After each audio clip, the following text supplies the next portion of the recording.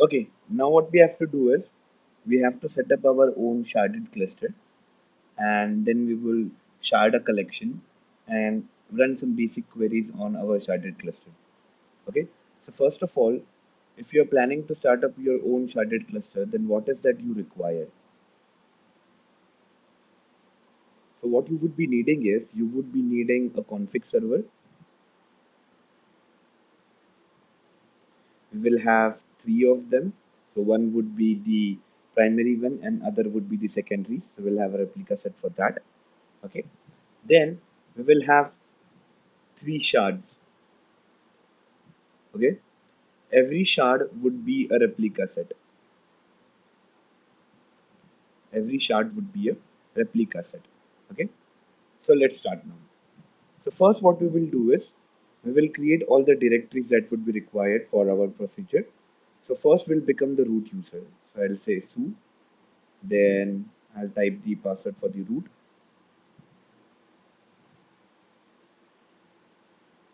Okay. Now let's create the required directory. So I'll say make directory slash var slash lib slash config server 1, make directory slash var slash lib slash config server 2, make directory slash var slash lib slash config server 3. Okay, so now we have created three directories.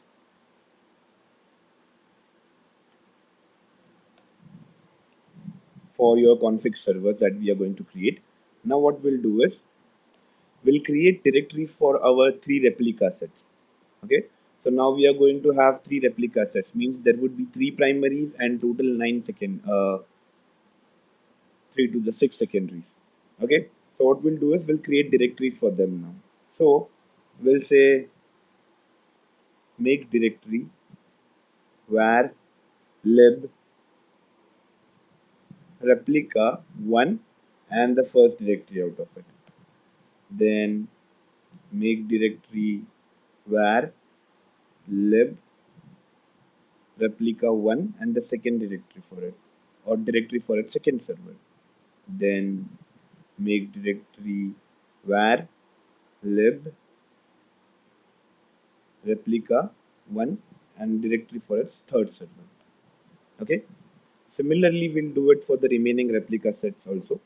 So we'll say make directory var lib replica 2 directory 1, make directory var lib replica 2 directory 2, make directory var lib replica 2 directory 3. Okay, now we'll do the same for what third replica set. So we'll say make directory var lib replica 3 directory 1,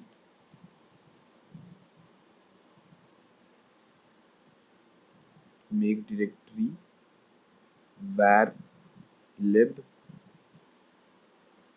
replica 3 directory 2, then again make directory var lib replica 3 directory 3. Okay, now with this our directory creations are done. Now what we'll do is we'll set up our configure server and we will configure our shard servers. Okay, so now what we'll do is we'll say MongoDB. What I have to start this time is a config server.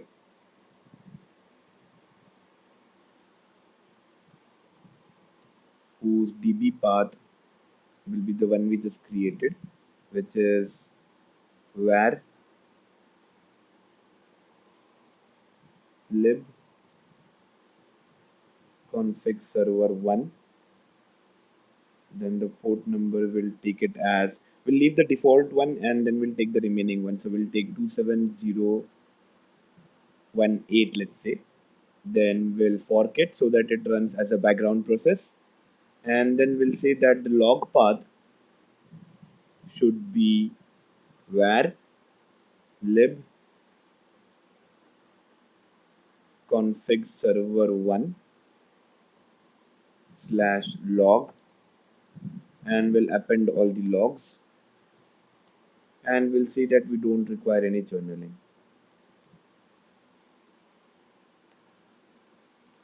Okay, so this is the process and our child process has started successfully.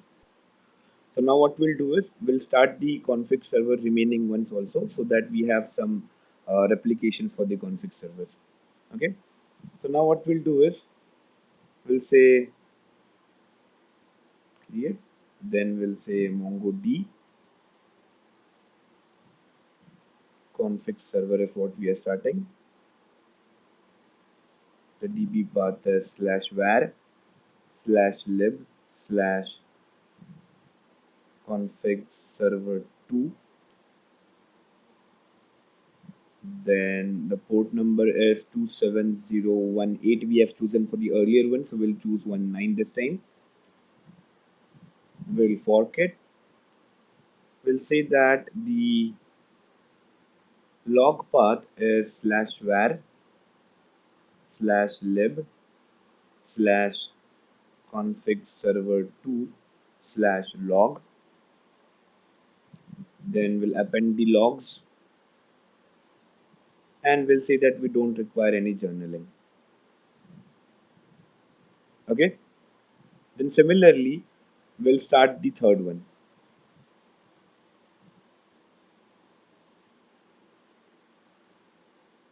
So again we'll say MongoDB.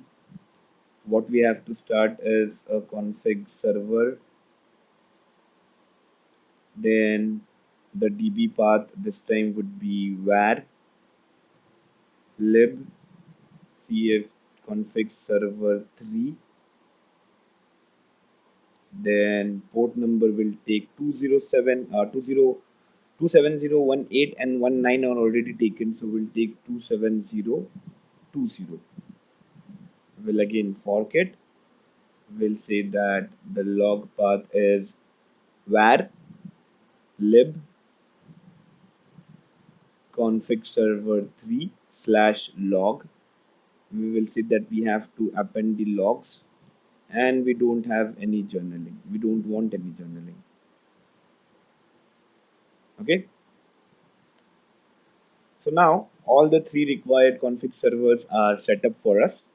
Now what we will do is we will start the shard servers, and while starting the shard servers we'll start them as replica sets. While starting the shard servers we'll start the replica sets, means when we were doing the replica set configurations, that time we saw that we were starting the MongoDB servers. While starting the MongoDB servers, we were specifying that they would be a part of a replica set, right? Similarly, now we will start a MongoDB server. We'll tell them that it would be a part of a replica set, and also that it was going to be a shard server. Okay, so now what we will do is we'll say MongoDB. What we have to start is a shard server. Okay, it would be a part of the replica set by name replica set 1. Let's name it as replica set 1. The DB path for this server would be the one that we have created for first replica set, which is var lib, then replica 1 and the first server. Then we'll say that the log path for this server will be var lib replica 1 member 1 /log, and we'll say that the port number is 270. We have already taken 17 as a default one, so we have reserved it. 18, 19 and 20 we have taken. So what we'll do is we'll take 11, 20711, so that replica set 1 and member 1. It's easy to remember, right? Okay. Next thing we'll say that please append the logs. So we'll say log append, then make use of small files.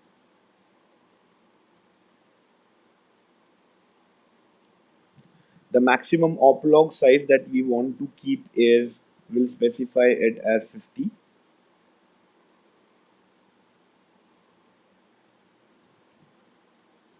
Okay. Then we'll fork this as a background process and we'll say that we don't want any journaling. So now this has started successfully. So we'll start the rest of the replica sets and shard servers. So we'll say MongoDB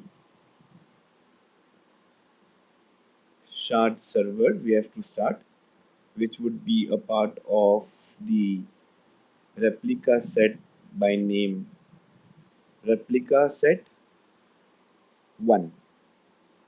Okay.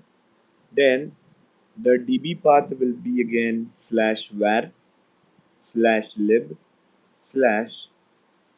/replica 1 and member 2. The log path will be /var /lib /replica 1 member 2 /log. Then we'll specify the required options. We'll say that the port number would be 270, first replica, second member. Then we'll say append the logs and use small files, and we'll say that the oplog size that we have to maintain is 50. Then we'll fork it as a background process and we'll say that we don't require any journal. Then we'll do this similarly for the third member of this first replica set. So we'll again say MongoDB. What you have to do is start a shard server, which would be a part of the replica set called as replica set 1. The DB path will be var lib replica set 1 member 3. Then the log path will be var lib replica set 1 member 3 /log. Then we'll say that the port number that we have to start this on is 270 replica 1 member 3. Then do append the logs.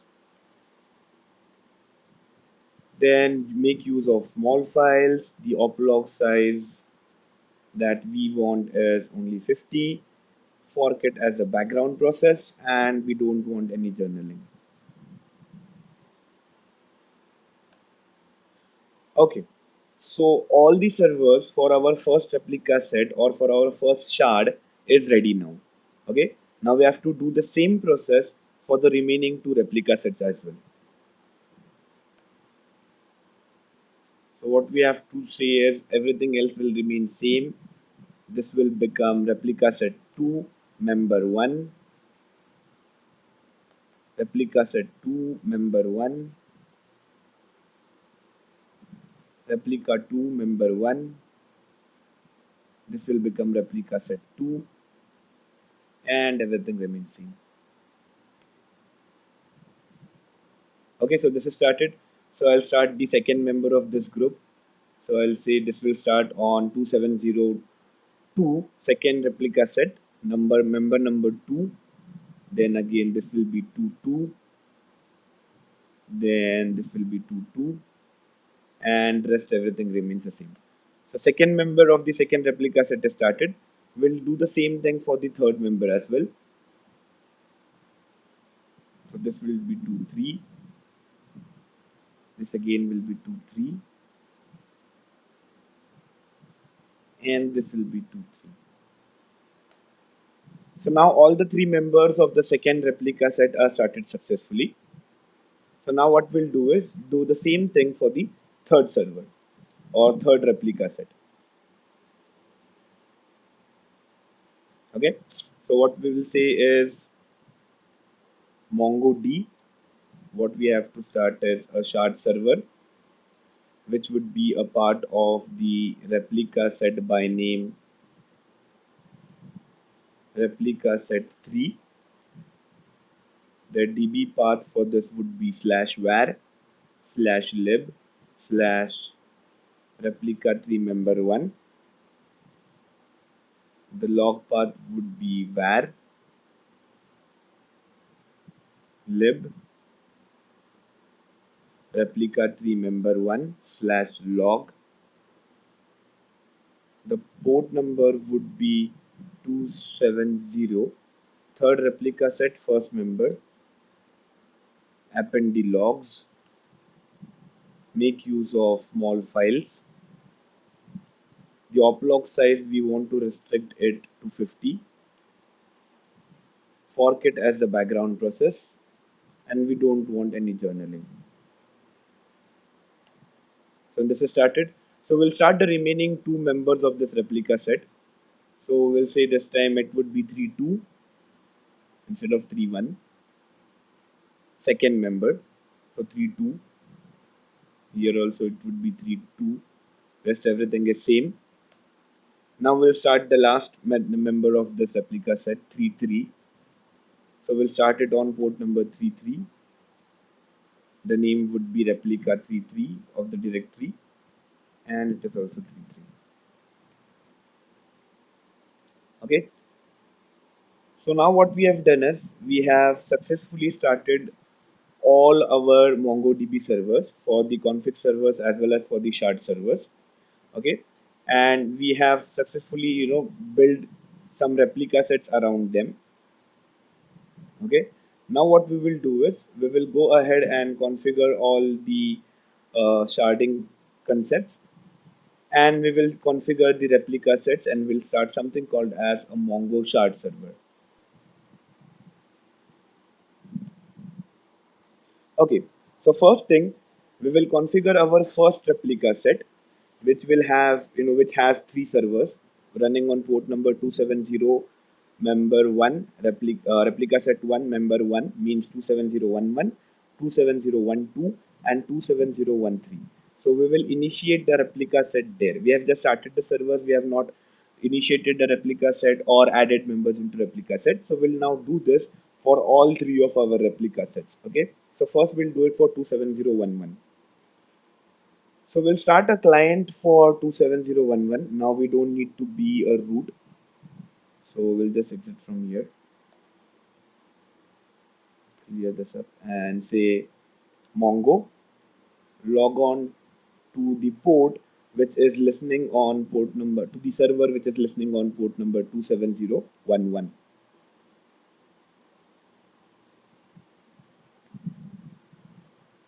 Okay, so now this is started, and we'll initiate the replica set. So I'll say rs dot initiate. So now my replica set is initiated, and if I press enter now, I can see that this guy has become the primary of the replica set by name replica set 1. Now what we'll do is we'll add some members into it. So I'll say rs dot add, and the member would be localhost dot local domain. The port number would be 27012. Similarly, we'll add the third member as well. So I'll say 13. Okay. Now with this done, we will check the status of this replica set. So you can see that these are still starting. These two servers are still starting. So we'll start it again. Check the status again. Now you can see that this guy has started and it is initiated as secondary. But this guy is still under the startup, means this is under still construction. Now if we do the status, so now both of them are secondary and my replica set is ready now. First replica set is ready now. So if I see this rs.conf, so you can see that the three members are initiated and this replica set 1 is ready. So now let's exit from the primary and let's do this for the remaining two replica sets as well. So this time we'll start it for Mongo. the server which is listening on port 270, replica set 2, and member 1. So the server which is listening on port number 27021, for that will start the Mongo client. Now we'll initiate a replica set here, rs.initiate.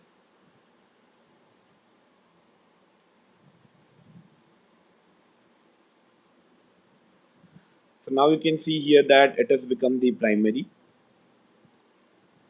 Okay. Now what we have to do is we have to add members into it. So we'll say rs.add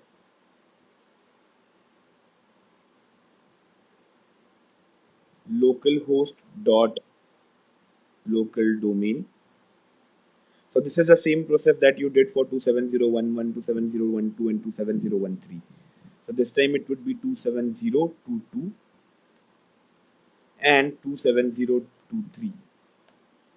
Now if I check the status, or if I check the configuration, this is what we have, that all three are added successfully. Now if I check the status,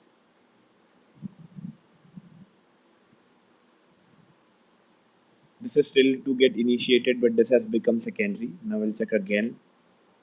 So now it is two secondaries and primary. So my replica set 2 is also ready. Okay. So now we can exit from this replica set as well. And now we'll do the same procedure for the third replica set. So we'll say Mongo connect to the server which is listening on port number 27031 this time. Okay. Now here we will initiate the replica set.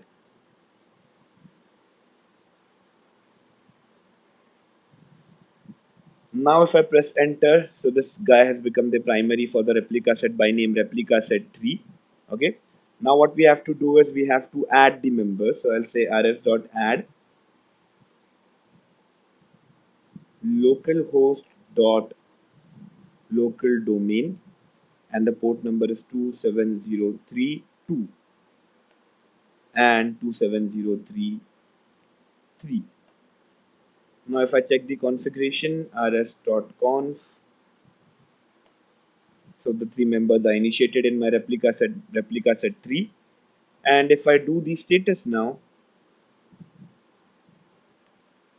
so this is still to get initiated, but this is started as secondary.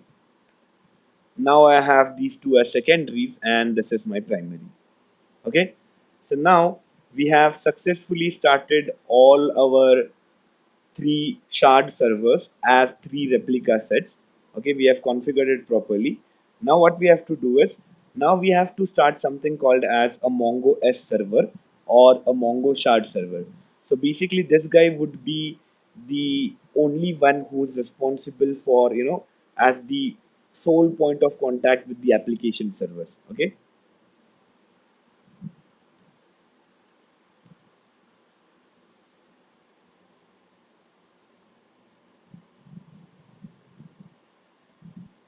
Okay, so now what we have to do is we have to start something called as a Mongo S server or our Mongo shard server. Okay, and we have to link the server with all the three config servers that we created earlier, so that whatever shard keys and the combinations and mappings of shard keys is there, it will keep on storing it inside the config servers, and it will get the information from the config server. So what we'll first do is we'll become the root user.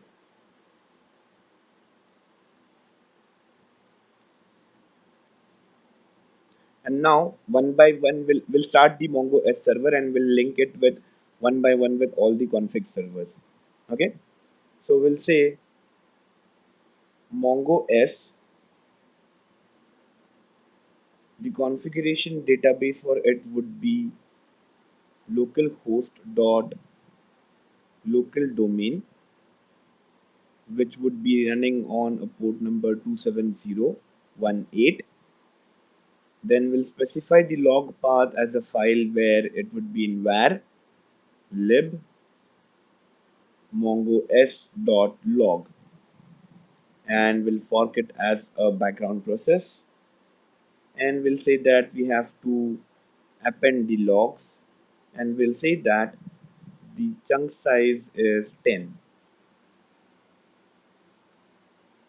So now you can see that it is giving us a warning that running with one config server should be done only for testing purposes. Means what? If you have only one config server and that config server goes down, then this Mongo S server is useless. He will not know where the shard keys are distributed or which combination is there in which of the shards. That's why running of one server is not suggested in the production deployments. So what we'll do is we will initiate the other config servers also with this Mongo S server. So now we'll say again Mongo S config db is this time localhost. Remember, we are not creating a new Mongo S server. What we are doing is we are just initiating the same Mongo server process with different config servers. So we'll say local domain. This time it would be 27019. The log path would be var lib mongo s dot log, then fork it, append the log, and the chunk size would be 10. So when this is started successfully, now we'll do it for the third one as well. So we'll say mongo s, the config db that has to be used is running on localhost dot local domain, and it is listening to a port number 27020. The log path again would be the same log path var lib mongo s dot log, and we'll fork it as a background process, and we'll say that do append the logs, and we'll say that the chunk size is 10.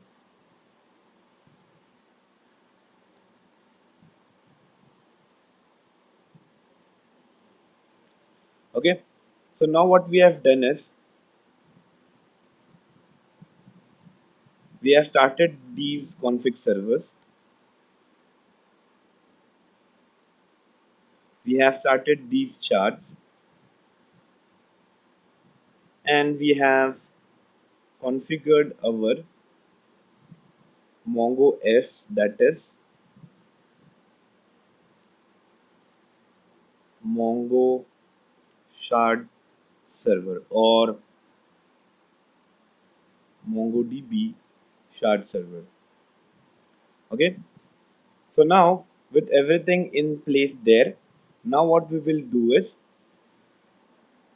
we will start our Mongo shard servers. Okay, we'll start the Mongo shard server. So for this, what we have to do now, we have to log into our Mongo shard server. So for this, what we have to do is we have to log into our Mongo shard server. So we'll say login into Mongo. So this will default take you to Mongo S server. Okay, now because we are working in a sharded environment, so this will take you to the Mongo S server. Okay, now what we will do is we will say that in the sharding, just like what we did for the replica set, similarly we'll do for this, but here we'll add shard, and the first shard for us would be by the name replica set 1, which is running at the location localhost dot local domain, and port number is 27011. So we have to start the add the shard as replica set 1, whose primary is running at localhost.local domain, listening to port number 27011. So this shard is added, the replica set 1 is added successfully. Now what we'll do is we'll do it for the remaining shards as well, remaining replica sets as well. So we'll say add shard,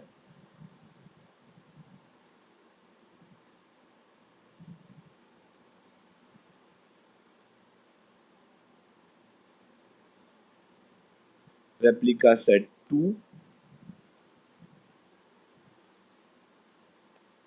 localhost dot local domain, and the port number is 27021, where the primary is running for replica set 2. Same thing we'll do it for replica set 3 as well. So we'll say that add shard,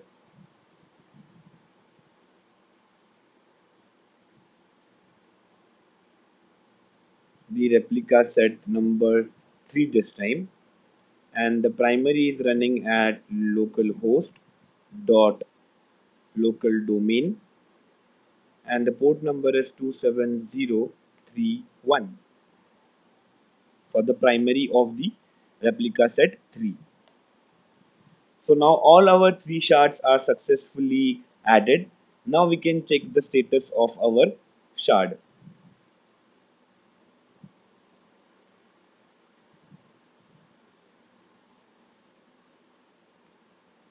So now this is your sharded cluster in which we have these 3 shards. Okay, one is the replica set 1, which has 3 uh, MongoDB nodes in total. One is the primary and one is the secondary. Again, we have replica set 2 with 1 primary, 2 secondary, and replica set 3 with 1 primary and 2 secondaries. Okay, so in this way, your sharded cluster is successfully created. Now what we will do is we will enable sharding for a collection and we will fire some queries onto it. Okay, so now what we have to do is we'll say let's see what DBs are there in our MongoS server. So basically this is the sole point of contact, right? So let's see what it has. So it has only admin and config DB, only 2 DBs it has. Okay, so now what we'll do is we'll create our own database in here. So we will say create a database by name, let's say books. Okay, and then we will say that for we'll add some insert some documents now. So we'll use a loop for it so that simple documents we have. For I is equals to 0, I is greater than or equal to I is less than or equal to 10, then I plus plus. Now for these many times what we have to do is add a document which will be db dot my books, the collection, dot insert,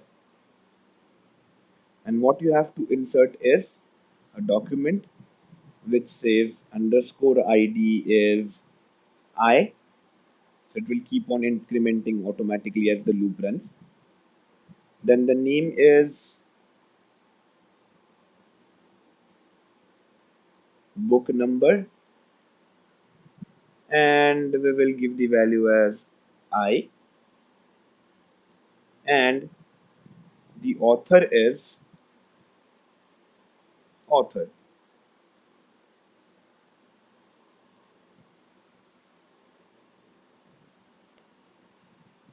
Okay, so now the insert is done. So if I do now db dot books dot find dot pretty,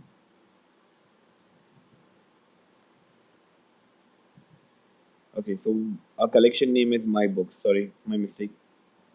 So this is my books dot find dot pretty, and you can see that you have your 11 books as well as the book numbers and the authors.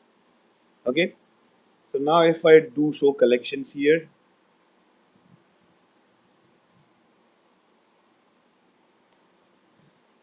we have one collection created which is my books. Now what we have to do is we have to enable sharding for our database books. Okay, we have to enable sharding for our database which is books. So what we'll do is we'll say sh dot enable sharding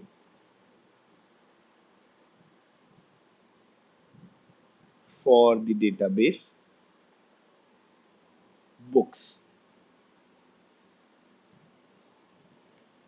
Okay, so it is created. Now what we'll do is we'll shard the collection that we created inside this database. Okay, so we'll say is shard the collection. Okay, means distributed among all the shards that we have. And which collection it is? The collection inside the database books by name my books. Okay, and we have some additional stuff to be specified, which is the shard key, which is underscore id. We'll keep the shard key as underscore id itself. Okay, and we'll say that in this everything would be unique. So the is unique value will keep it as true. Okay, so we'll apply a unique index on this sharded collection of ours. So the collection is sharded, which is my books from the database books. Okay. Now next thing what we have to do is we'll check the sharding status. So we'll say sh.status,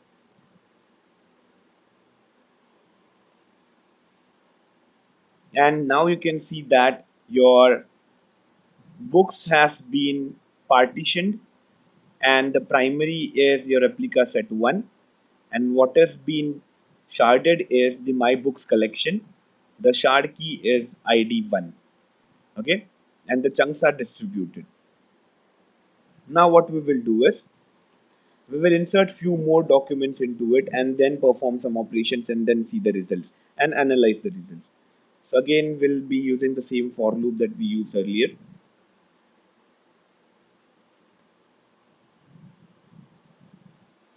We'll just change some values here and there. So now we'll say I is not 0, I is 1 this time, and we have to add, let's say, 50,000 documents. Okay, and this time we'll say that id is I, the name is book number, the author is author, and we'll add something more, which would be description, that this is a book. Okay, now we'll execute it. It will take some time for completion, because it is 50,000 documents to be inserted.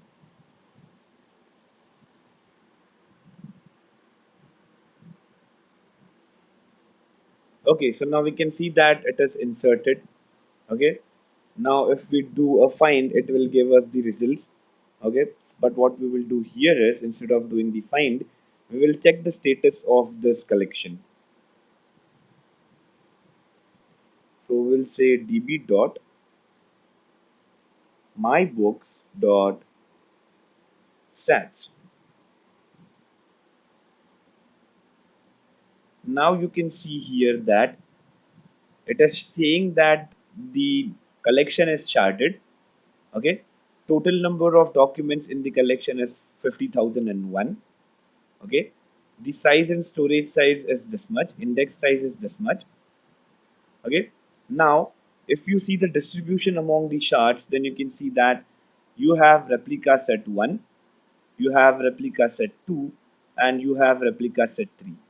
So replica set 2 has not got any documents. Replica set 1 has got 25,621 documents, whereas replica set 3 has got 24,380 documents. So if you add up this together,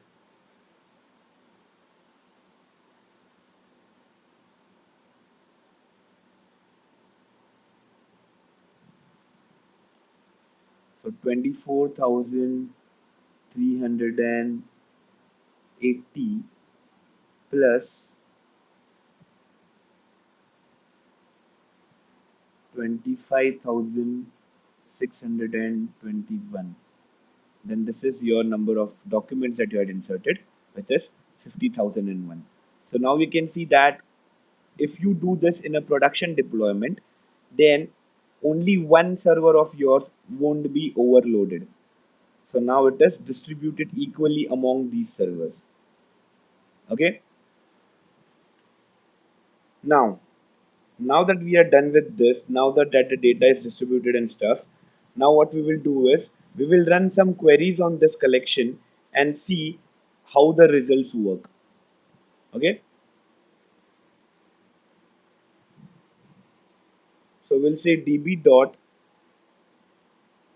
mybooks dot find, and we will find it using the shard key itself by saying underscore id is, let's say, 10,000.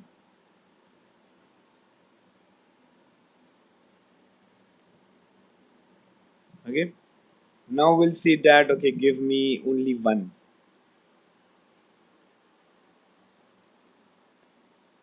Okay. So it is giving me all that.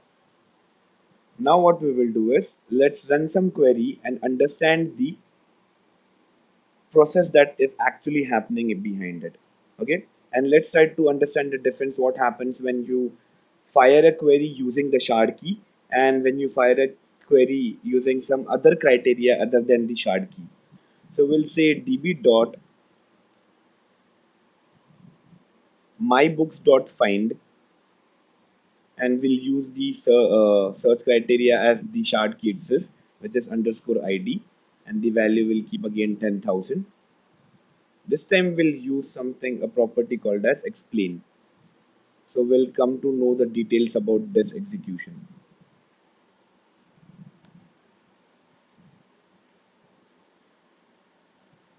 Okay. Now if we see here, the number of objects that is scanned is 1, number of documents that is scanned is 1. Okay. The replica set that it visited is replica set 3. So this is the replica set that has this 10,000 wala data. Okay. Now what we'll do is the execution time taken is 47 milliseconds. Okay. Now what we will do is we will run the query by using a criteria other than underscore id, means something which is not a shard key. So I'll say db.mybooks.find, and this time let's use name, and we'll keep it as book number.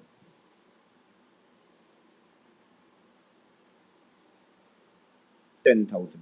So we are trying to search the same document. Only thing is we are using a different search criteria. And again, we'll do explain.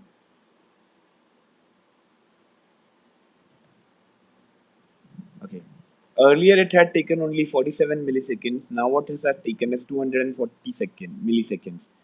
Now if you see, it went through replica set 1 as well. It went through replica set 2 as well. It went to replica set 3 as well. Okay. Total number of objects scanned is all the objects. Total number of documents scanned is all the documents. So this is the difference. This is the difference between a sharding, using a query with a shard key, and executing a query without a shard key. See here, it went to replica set 1, but it did not get any documents. So it went to replica set 2. It scanned here all the documents which were present inside this replica set. Same thing happened with replica set 2, but luckily we don't have any objects in there, otherwise the execution time would have increased more. Then it went to replica set 3, it scanned all the documents, and then it got one matching document. This is because we had not used the shard key. If we would have used the shard key, like in this example, then the Mongo S server would have directly contacted the config server, would have told him that, okay, this is the shard key which I need. So tell me which shard should I connect to. And then he would have said that, okay, connect to the shard with replica set 3. And then he got it. The Mongo S server directly went there and got the required document from that. So this is the advantage of, one of the advantages apart from automatic scaling, one advantage of faster performance results by using MongoDB sharding. So this is how you can create, configure, and play with your MongoDB shard server. And that's it from this video. Thank you.